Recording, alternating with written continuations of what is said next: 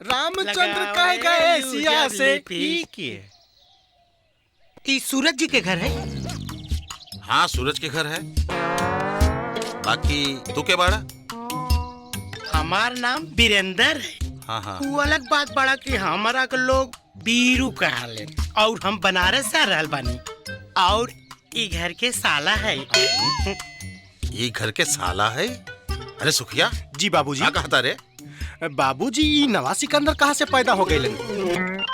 हमारा के नहीं मालूम। जीजा जी इस आफत कहाँ से आगे निकली बहन का। जीजा जी प्रणाम।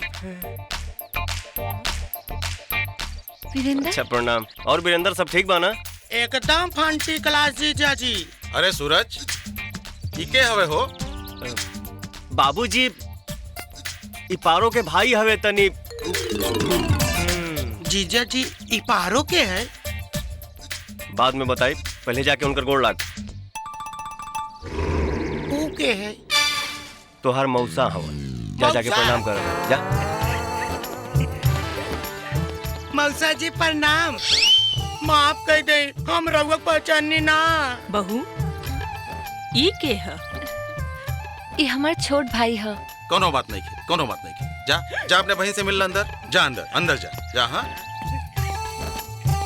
अरे सूरज ये सही पागल हवे का? हाँ बाबूजी ई केहू के कुछ कह देला। हाँ तब तू बाबूजी के मौसा कहलस।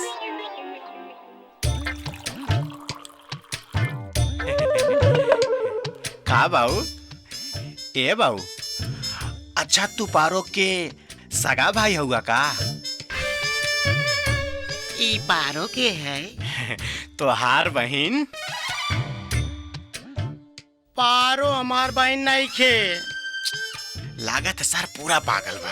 अच्छा ये बताओ, तोर जीजा कब चिट्ठी उठी लिखलन या फोन ओन करेलन? हमार जीजा न कबो चिट्ठी भेजलन न कबो फोन कैलन। ई खातिर हम यहाँ आइल बाड़ी। यही जा तोर जीजा कहाँ रहलन? ऊ तो गइलन बम्बई। बम्बई? हाँ बिना हमारा बताउले बम्बई चल गइलन।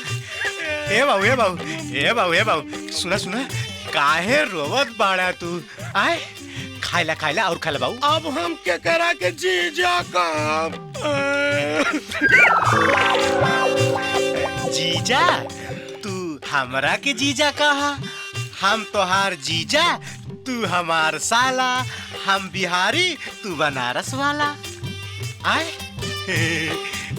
मरबो तारा तो कापत फाट जाई तो का जीजा कह जाई। अरे सुखिया का हो रहल बा? कुछ ना बाबूजी, जान पहचान बढ़ावल जाता है। नाना जी नाना जी। नाना जी ना, हम तोहार मौसा है मौसा। हाँ वो मौसा जी देखी नहीं कहा था हमारा के जीजा का। ना तो सूरज के ही जीजा का। अरे सुखिया तोरा के सब पता बा ना? इका चल बस अब चल जो यहाँ से। जी बाबूजी। वीरेन तू आराम से खाना खा। हाँ ठीक बा मामा जी, ठीक बा मामा जी। अरे मामा ना, मौसा। हाँ वही मौसा जी। हाँ। मौसा जी। हम तो कई बार कहनी है कि वापस घरे चल जाओ, बाकी कहा था पूरा 1 महीना रहब। कहा? हाँ 1 महीना? हे भगवान, अब का हुई? माहिते चिंता मत कर, हम वीरेंद्र के वापस भेजे के पूरा तैयारी कर ले बनी। बस ते अब हमार तमाशा देख। वीरेंद्र खाना खाला दबा के। जीजा जी कब आई नहीं बम्बई से? बस अब यहीं आवते बनी। एक काम कर, अब तू अपना घरे जाए के तैयारी करा। ना जीजा जी अबे हम यहाँ रह, हम ना जाबे। 1 महीना रह। अरे तोहरा बाबूजी के तबीयत खराब बा। बाबूजी की तबीयत तो मेरा ना खराब हो सकेला, उ तो योगा कर रहे। हमरे मोबाइल पे तोहर बाबूजी फोन कैले रहन, तबे ना बम्बई से भाग के आवतानी रे। ठीक बात, तो हमारा के बाबूजी से मोबाइल पर बात करावा तब हम मानब। हाँ। लरुआ सारा मार ना बतिवाइब तो ना विश्वास करबा। हैं साले। हेलो बैजनाथ जी। हली वीरेंद्र से बात करी। हमारा बाबूजी के नाम लेता रहा लावद। बाबूजी, जीजा जी का कहता ने रउआ तबीयत खराब बा? हाँ बेटा, 2 दिन से तबीयत बड़ा खराब बा। सर्दी खांसी धइले बा। तोहार माई तोहार ननिहाल गइल बा। तू जल्दी घरे आ, ना तो हम घाटे पहुंच जाई। अभी हंडिया में तोहरा से मुलाकात होई। ऐसे मत कही बाबूजी, रउआ कोनो डॉक्टर से दवा ले ली, हमार हलवानी पालागी। हट साले। अब विश्वास हो गईल। हाँ, बाकी जीजा जी हमारा बाबूजी के आवाज बदला लगा था। अरे सरवा, जेकर तबीयत खराब होला ओकर आवाज बदलिए जाला, ई प्रकृति के नियम है।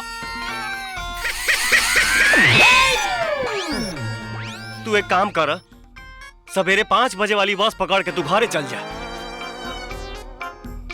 हम दीदी के लेके जा। दीदी खा पी के सूत जाए, 5 बजे चलेक बा। अरे पहले तू तो पहुंचा, तोहरे दीदी के हम लेके आई। ठीक बा।